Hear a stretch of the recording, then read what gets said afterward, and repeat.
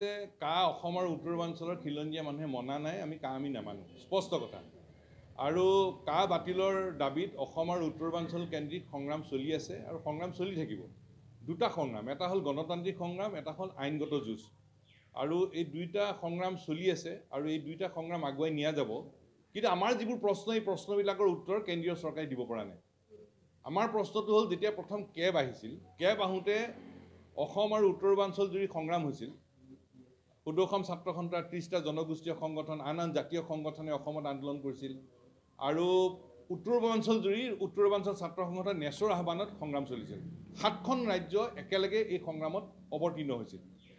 আৰু সেইবাবে আৰু ভাৰতবৰ্ষৰ সমগ্ৰ অসমত ভাৰতবৰ্ষত লবি কৰা হৈছিল, যাৰ ফলত প্ৰথমবাৰ তেওঁলোকে সংসদৰ মজিয়াত এই আইনখন পাছ কৰিব নোৱাৰিলে। দ্বিতীয়বাৰ যেতিয়া তেওঁলোকে চৰকাৰ গঠন কৰিলে, বিজেপি নেতৃত্বাধীন চৰকাৰখনে দ্বিতীয়বাৰ চৰকাৰ গঠন কৰি তেখেতসকলে ক'লে যে উত্তৰাঞ্চলত ইনাৰ লাইন পাৰ্মিট থকা ৰাজ্যবিলাকক ৰেহাই দিয়া হৈছে। এক। দ্বিতীয় কথা ক'লে যে 6ষ্ঠ অনুসূচীৰ অন্তৰ্ভুক্ত এলেকাবিলাক ৰেহাই কৰা হৈছে। এতিয়া আমাৰ প্ৰশ্নটো হ'ল যে উত্তৰাঞ্চলৰ ইনাৰ লাইন পাৰ্মিট থকা ৰাজ্যবিলাকৰ কাৰণে যদি কা বেয়া আৰু 6ষ্ঠ অনুসূচীৰ এলেকাবিলাকৰ কাৰণে যদি কা বেয়া, তেতিয়াহ'লে অসমৰ উত্তৰাঞ্চলৰ বাকীবোৰ ঠাইৰ কাৰণে কা কেনেকৈ ভাল হ'ল? এই প্ৰশ্নটোৰ উত্তৰ আজিলৈকে দিল্লীয়ে আমাক দিব পৰা নাই। স্পষ্ট কথা।